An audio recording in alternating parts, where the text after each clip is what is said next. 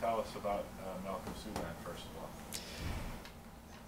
As far as him as a person or the injury, yeah, I wish I could tell you more. We're hopeful that it's not significant, and there's some optimism that it's not, but we still don't have the information. He'll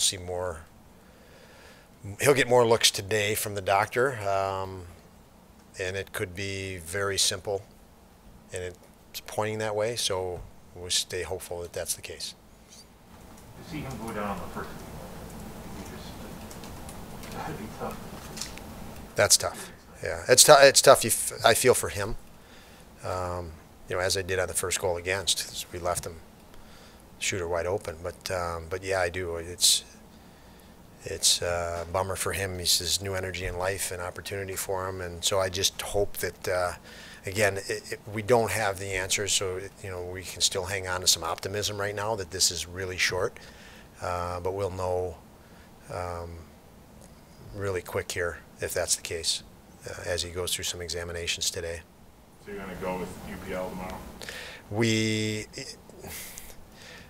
We'll see how I feel then. I don't want to make that decision today because he hasn't been with us for 3 days. They've been going through COVID down there. So he hasn't had the practice time because of that. So not sure on that yet, but could be the case.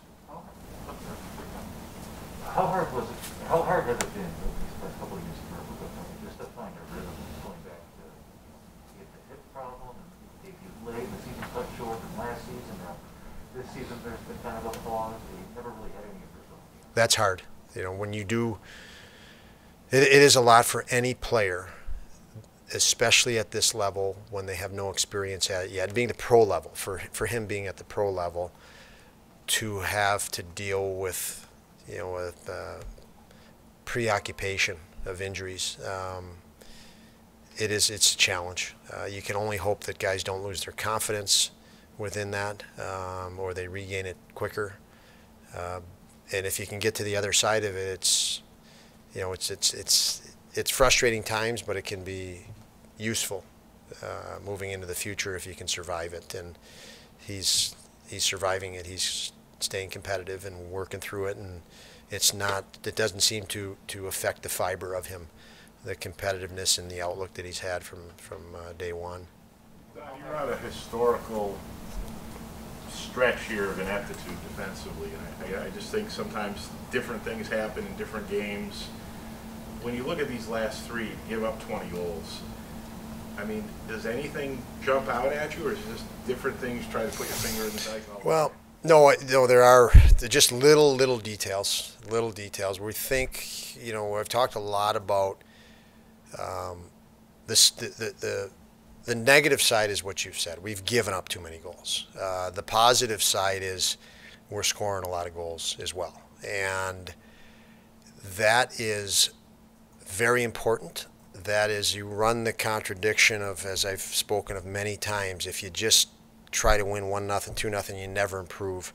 It's easier now to actually refocus, and time will tell, to pay attention to the defensive details, which I think the bulk, if you want to bulk our goals, it's paying attention to little subtleties. As the first goal the other night, it just two guys overskate the coverage area, just overskated it. It's just that simple. So, the question, are they thinking offense? Are they ready to jump on offense? But in any event, it was just a focus and concentration tweak. The other tweak would be to be a little bit more aggressive and anticipate when to be aggressive to jump. So yes, we are going to turn some attention and have turned attention toward that. Today's meeting was geared toward that, not allowing the opponent easy opportunities. We're scoring enough goals to win, and we're not winning. So, but I do feel, the time. You mentioned a lot of goals. You pull out, when I look at them, you pull out all the empty net goals again. So those are goals after the fact. You pull out some of the special teams, and you look at it and you say, okay, here's the 5-on-5. what are the bulk areas that we can work on to close that out, and that's it. As far as giving up some shorthanded goals, those are focus and concentration, and players are hearing from us in regard, and they move into as we move along, things move into the unacceptable category as you progress your team through a season. You know, I've said plenty of times you've got to give your guys some rope to discern, but if they're not learning from it, they're going to hear from us more, and they're going to face more repercussions, and that's kind of where we're at with it. If that brings some clarity, I guess. Could I ask? So it sounds like no, but I'll ask. Do you change your philosophy at all? No, philosophy has not changed in the sense of, teams teams in this league that are great outscore their mistakes. It's just that simple. You know, they do. We could show film of the top teams in the league making similar errors or even worse errors than we see, but they overcome them. They put the other team on their heels offensively. They command respect. The teams back off, so they're not getting as many chances, even to capitalize against them because of the fear factor of what they do. So the best teams in the league can score goals and really make up for their mistakes. So we have to develop that. We have to keep becoming a better team and have to develop an enhanced ability to score. Like I said, defending is, it can be lost in this case when you don't have a lot of experience of time and experience in the league. Those details can be lost because the more experienced player discerns situation to situation and has a better focus in each one of those.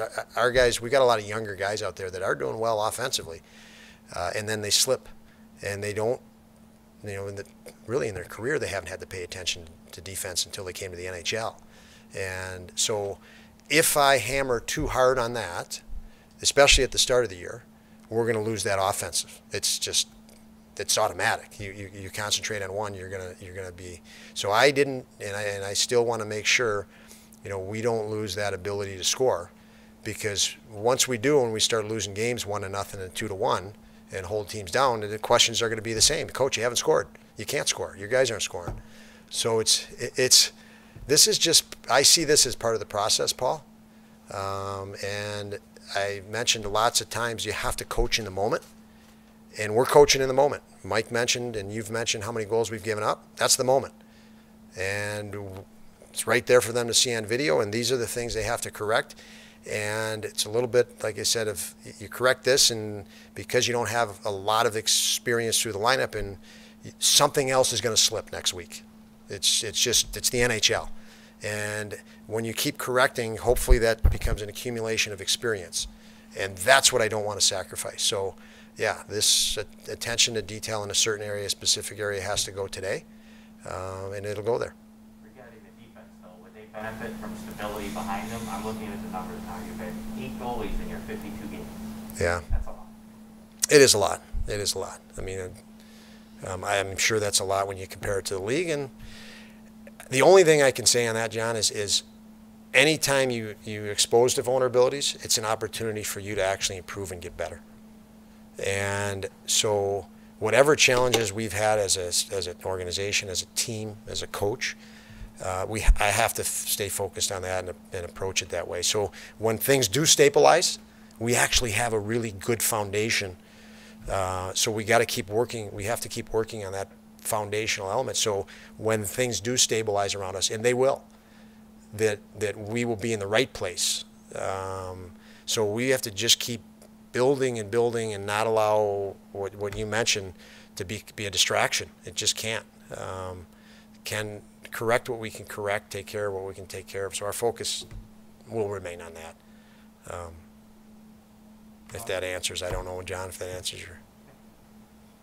Don, based on what you said a few minutes ago, is it fair to assume that Rasmus Dahlin may now have less power play time moving forward, and how is he equipped to handle that right now?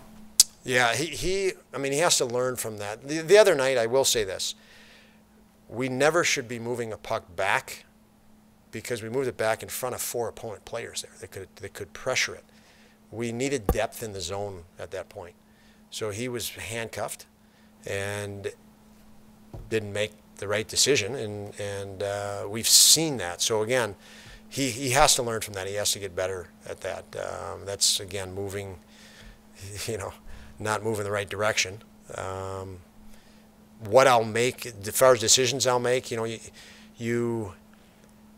that power play could have had 3 more goals. Whether it been Florida, Victor hitting the post, and Tomer, a couple of one-timers with some great saves and rebounds for Skinny sitting there. So, you have to weigh cost and benefit of that situation, the overall of it, and that's the challenge. It's a challenge for me making that decision. You take him off, you got to put somebody there, and is that the right move?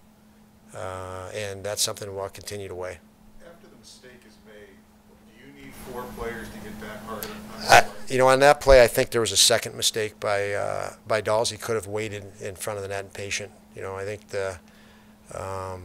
sure, you'd love to see guys get back, Paul, obviously, but if Dawes made the mistake on the first play, he was on his way back, and he tried to overcompensate for that, like I've said, and he made a second mistake. He could have just held the net front after the shot, and he would have been the guy back.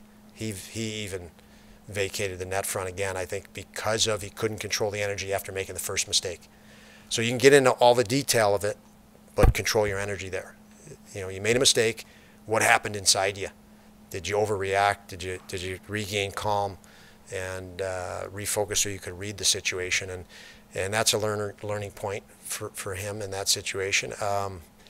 I'd have to watch it again close. When we entered the zone, Paul, where we were, we should have pushed for depth, which meant our forwards should have been going deeper, which meant they got caught doing the right thing. Now they're back checking late. And the Carolina players were in that motion going toward the puck, so there was a tremendous gap and discrepancy there. That's why I say to go back on that play to Dawes when it should have went a little deeper at that point probably complicated the question you're asking. And is Hag a possibility for tomorrow? He is a possibility, yeah. Again, I didn't talk to him after practice, and I'll wait till tomorrow's morning skate to kind of get an inventory on how guys feel. And the same thing I said with UPL, just see how he feels. Obviously, he's been off for a few days. Thank you. Yep.